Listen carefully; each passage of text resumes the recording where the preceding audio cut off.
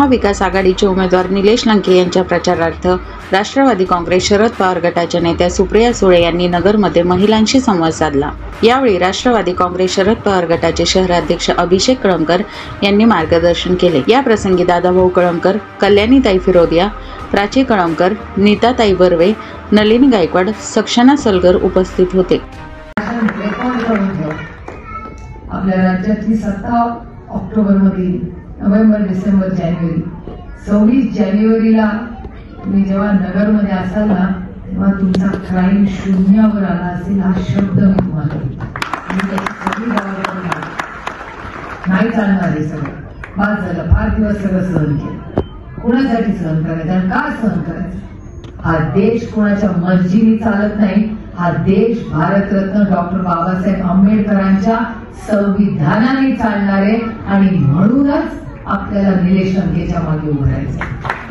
ते कारण असं की ते काय म्हणतात, आमचे 400 पार झाले तर आम्ही संविधान बदलणार। मी म्हणत नाहीये, भारतीय जनता पक्षाचे 2 खासदार म्हणाले की आम्ही 400 पार झालो की आम्ही संविधान बदलणार। मला त्यांना सांगायचे की तुम्ही 100 पार व्हा, 200 पार व्हा, किती पार व्हा, जोपर्यंत आमच्या सगळ्यांसारखी लोक या देशात आहेत तोपर्यंत ह्या देशात कोणीही संविधान बदलू शकणार नाही हा शब्द आहे आणि ती ताकद तुमच्या मतात। त्याच्यामुळे हे मतदान जे लोक महागाई वाढवतात, जे लोक बेरोजगारी वाढवतात, जे लोक भ्रष्टाचार वाढवतात, जे लोक संविधानाच्या बदलाच्या गप्पा मारतात, या सगळ्यांना आपल्याला हद्दपार करण्याची वेळ आलेली आहे। येतील, माझ्या कानावर येतात गोष्टी की असं तसं बरंच काय काय येईल तुमच्या घरी वगैरे, गल्लीमध्ये कुठे कुठे काय काय येईल। आता काय येईल तुम्हाला माहिती, जे तुम्हाला योग्य वाटेल ते करा। घ्यायचं नाही घ्यायचं मला नाही माहिती, घ्यायचं नाही घ्यायचं म्हणजे मी साडी वाढीचं बोलते, त्यांना काहीतरी वेगळंच वाटायचं। असे जेवण पाठवू शकतो, कोण लोणचं पाठवू शकतं, कोण मसाला पाठवू शकतं। गेलं पूर्वी मी काय बोलते, मसाला, मी म्हणते लोणचं, पाकिटात एखादा प्रेमपत्र काही येऊ शकतं। तुम्ही नाही एक आदराने कविता कोणीतरी प्रेमाने पाठवू शकते। प्रेमपत्र म्हणजे काय, एक बहीण दुसऱ्या बहिणीला प्रेमपत्र नाही लिहू शकत, लिहू शकते ना, प्रेमाने पत्र लिहिलेलं प्रेमपत्र। तसं काय काय पाकिटात पण लिहू शकतं। काय सांगताय, कुछ साइज शेप में कुछ भी आ सकतं। ते घ्यायचं नाही घ्यायचं मी काय बोलत नाही बाबा, ऐकायचं जनाचं, करायचं।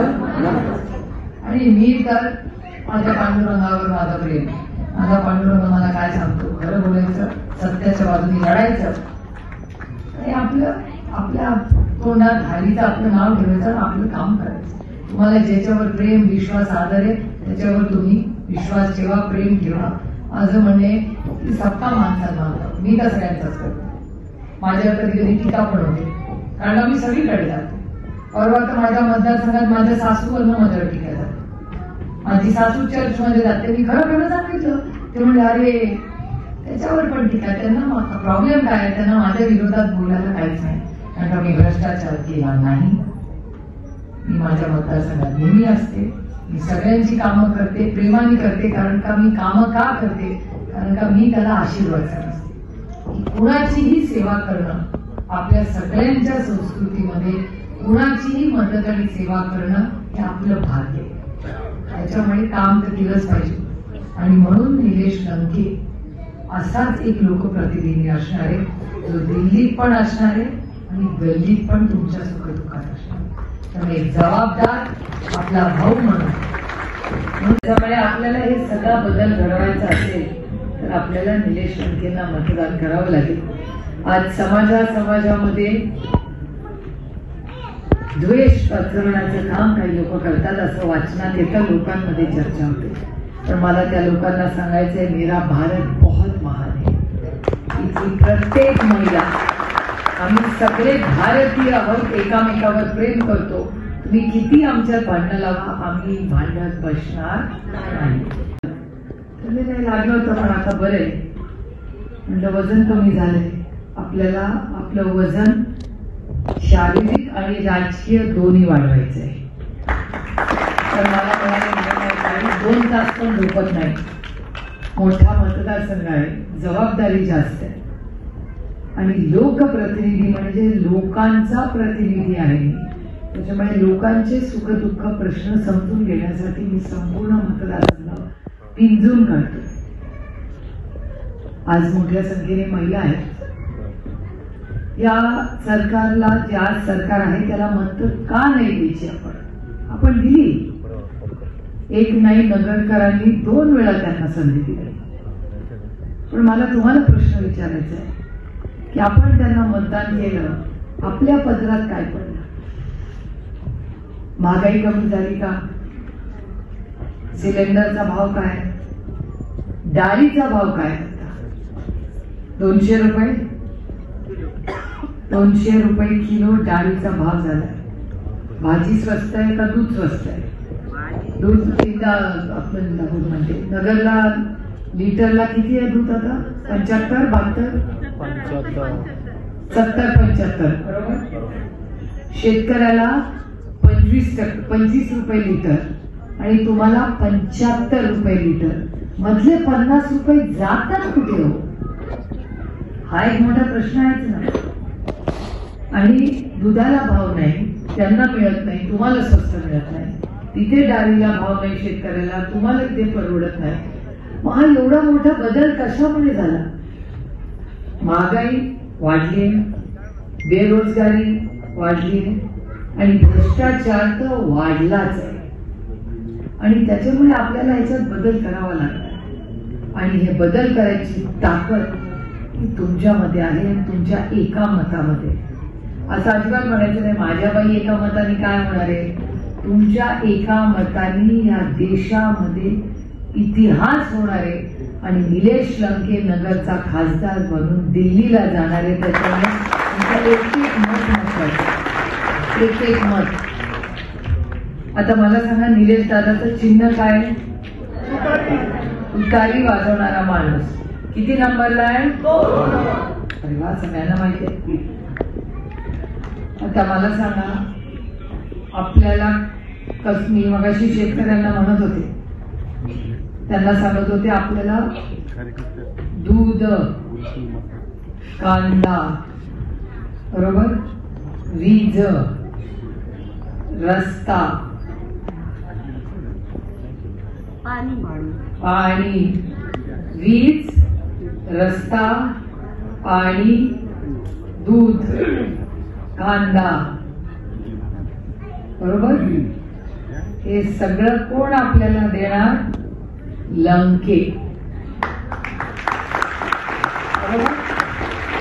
पाणी कोण देणार? पाणी लंके, वीज लंके, रस्ता लंके, दूध लंके. हे सगळं आपल्याला करून कोण देणार? 2 शब्द लंके आपल्याला करून देणार. त्याच्यामुळे आपण सगळ्यांनी एका विश्वासाच्या नात्याने आपला खासदार जो तुमच्या माझ्या रोजच्या सुखदुःखात असतो, प्रत्येक फोन उचलतो आणि राहून गेला तर उलटा फोन येतो. त्याला हजारो फोन येत असतील दिवसात, 1000 लोकांना उलटा फोन करतो. कळण करतात असतील. सगळ्यांनी एकत्र येऊन निलेश लंकेंचा नावाचा प्रस्ताव ठेवला आदरणीय पवारसाहेबांकडे आणि त्यानंतर निलेश लंकेंची चर्चा करून एक निर्णय आपण घेतला. निलेश लंकेंच्या इलेक्शनमध्ये एक खासियत नेहमी असते की इलेक्शनमध्ये लोक येऊन निलेश लंकेंना पैसे देतात आणि सांगतात जो काही खर्च असेल, रिक्षा असेल, कोणा 4 लोकांचं जेवण असेल, हे सगळं आम्ही करू, तुम्ही पैसे खर्च करू नका. आम्हाला माहिती आहे तुमच्याकडे पैसे नाही आहेत, पण तुमच्यासारखा एक आदर्श गुणवंत माणूस आम्हाला दिल्लीला जायला पाहिजे. म्हणून निलेश लंकेंसाठी मोठ्या संख्येने लोक निधी देत आहेत आणि त्यांची इच्छा आहे की निलेश लंकेंनी नगरचा खासदार म्हणून दिल्लीला जावं.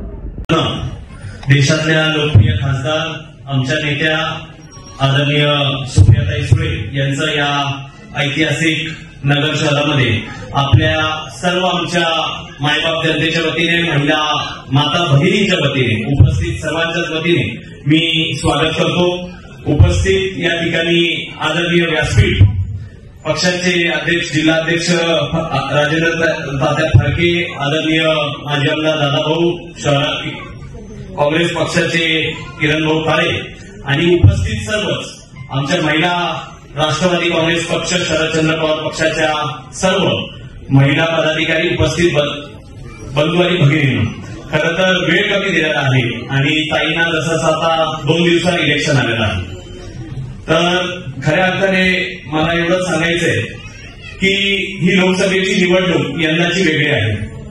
आपल्याला गेल्या 10 वर्षापूर्वी मोदी साहेबांनी भडीमार आश्वासनं दिले. इथं सर्वसामान्य घरातील महिला उपस्थित आहेत आणि तसं बघता आधीच्या मान्यवरांनी सर्व लेखाजोखा मांडलेला आहे. आपण सर्व सुज्ञ आहात. महिलांना देखील मोठे आश्वासनं दिलेले, पण तो एक आवर्जून सांगावं वाटतं. आदरणीय पवार साहेबांनी आपल्या महत्वाच्या घटक असलेल्या महिलांसाठी 33% ज्या वेळेस स्थानिक स्वराज्यामध्ये आरक्षण ते मिळवून दिलं, त्यामुळं राजकीय आणि सामाजिक क्षेत्रामध्ये महिलांना त्यांचा मुद्दा उपस्थित करण्यासाठी, गोरगरीब जनतेचे प्रश्न मांडण्यासाठी या स्थानिक स्वराज्य संस्थेमध्ये संधी उपलब्ध झाली. असे अनेक धोरणं आहेत, विकासात्मक धोरणं आहेत. पुढे बघता भाजप पक्षाकडे किंवा त्यांच्या जे फोडून तोडून गोळा केलेल्या पक्षांकडे कुठलंही धोरण नाही. आणि विशेषतः मला या ठिकाणी सांगायचं, इथं आमच्या ताई विडी कामगार म्हणजे या महिला माता भगिनी मोठ्या प्रमाणात उपस्थित आहेत. यांचे प्रश्न अनेक आहेत. गेल्या 10 वर्षापासून यांच्या प्रश्नांच्या गांभीर्याकडे कुणीच लक्ष दिलं नाही.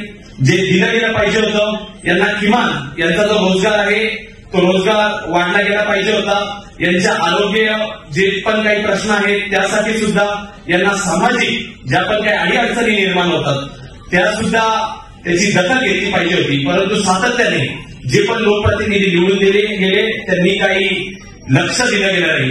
आणि आताची निवडणूक खऱ्या अर्थाने जे आपले महाविकास आघाडीचे उमेदवार आहेत, सन्माननीय लोकनेते निलेश लंके, त्यांच्याबद्दल सांगायला त्यांचं प्रमाणपत्र आम्ही जिथं जिथं प्रचाराला जातो तिथं लोकनेते निलेश लंकेंचं त्यांच्या कोविड काळामध्ये 33,000 रुग्णांना बरं केल्याचं प्रमाणपत्र आहे आणि त्याचं कौतुक ते पॅम्पलेट देताना घरादारात ज्यावेळेस आम्ही जातो त्यावेळेस जनता कौतुक करते की आम्ही ह्याच माणसाला मतदान करणार.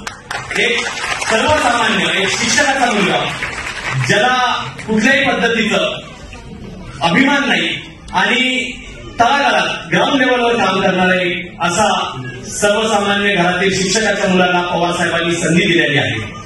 इलेक्शन समोरचं धनशक्ती विरुद्ध जनशक्ती आहे आणि आज जनशक्ती ही तुतारी वाजवणारा माणूस या आपल्या दिल्या गेलेल्या चिन्हासोबत आहे. म्हणून मला ठाम विश्वास वाटतो की निश्चित प्रकारे निलेश लंकेंना जर आपल्या दक्षिणेच्या जनतेने खासदार म्हणून दिल्लीला ताई तुमच्यासोबत पाठवलं तर या दक्षिणेचे सगळेच प्रश्न या ठिकाणी सोडवले जातील. मी जास्त काही बोलत नाही. सर्व माता भगिनी आमच्या आज जोरात पाऊस झाला तरी देखील शॉर्ट नोटीसवर आपण या ठिकाणी उपस्थित राहिलात.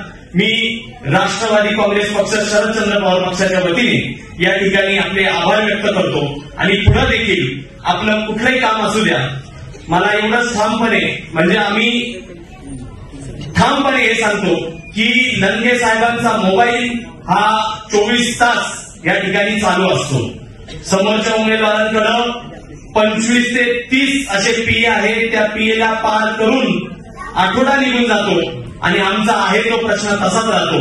आणि म्हणून या ठिकाणी सांगायचंय, तुम्ही तुमच्या प्रश्नांसाठी कधीही त्यांचा मोबाईल त्या ठिकाणी तुम्ही लावला ते तुमचा प्रश्न तातडीने सोडवला जाईल असा विश्वासाने या ठिकाणी आपल्याला सांगू इच्छितो. परत एकदा 13 तारखेला होणारं जे निवडणूक आहे 2 नंबरचं बटन आपल्याला दाबून माननीय निलेश लंके साहेबांना प्रचंड मताने विजयी करायचा आहे. पण गेल्या 5 वर्षामध्ये मला असा अनुभव आला की प्रत्येक माणसापर्यंत ते येऊन पोहोचलं आहे. ते असं की 8 वर्षामध्ये आधी कोणी असं करत नव्हतं की ऍडमिशन घेताना मुलांचं आम्हाला आधीच्या मुलांची आडनावं विचारत होते, पण आता ते व्हायला लागलंय. आम्हाला सरळ पालक येऊन विचारतात की तुमच्याकडे कोण मुलं आहेत त्यांच्याकडे नाव बघायचे, आडनाव बघायचे. तर मला असं वाटतं की शाळा म्हणून हे किती डेंजर आहे की असं जर लोक नाव आणि आडनाव बघून जर ऍडमिशन घ्यायला लागले तर हे खूप अवघड होईल, कारण की आपण धर्मनिरपेक्ष देशात राहतो आणि आज आपण कोणीही ठरवून आपला धर्म किंवा जात स्वीकारत नाही, ते जन्मतः आपल्या बरोबर आलेलं असतं. त्यामुळं जात आणि धर्मावर असा भेदभाव करणं हे अत्यंत चुकीचं आहे. आणि गेल्या 4-5 वर्षामध्ये हेही जास्त होतंय की पालक सतत म्हणतात की सण साजरे करा, सण साजरे करा. तर आम्हाला प्रश्न पडतो की शाळा ही शिक्षण देण्यासाठी आहे, हे सण किंवा कुठल्याही धार्मिक प्रचारासाठी नाही आहे. तर मला परत फिरून सांगतो की ही हिंमत कुठून येते पालकांना की सरळ येऊन विचारायचं की कुठल्या जाती धर्माची तुमच्याकडे मुलं आहेत, आणि फक्त धर्म नाहीये तर हे जात सुद्धा बघतात ते. तर ह्यामुळंच मला नेहमी वाटतं, मी प्राची अभिषेक यांच्यावर नेहमी बोलत असते की ही वेळ आलेली आहे की आपल्याला जी सत्ता आहे भारतामध्ये त्याच्यासाठी आपण डोळसपणे विचार करून आपण मतदान करताना अत्यंत विचारपूर्वक मतदान करा. ह्याच्या आधी पण जे सगळे बोलत होते की तुम्ही 1-2,000, 5,000, 10,000 कडे बघू नका, तुम्ही 5 वर्षाकडे बघा, आणि आपण सगळेच ह्याला विक्टीम होतो तर जर चुकीच्या लोकांच्या हातात सत्ता केली तर. आणि मी सुप्रियाताईंना पण हे सांगेन की सत्ता आल्यानंतर महिला सक्षमीकरण, महिला सबलीकरणाकडे जास्त लक्ष देतील आणि परत आपण सगळे एक दुसऱ्यांबरोबर गुण्यागोविंदानं राहू अशी मी आशा करते. कोणाचं मन दुखवलं असेल तर सॉरी, आणि मला आज माझं मनोगत व्यक्त करून दिल्याबद्दल थँक्यू सो मच.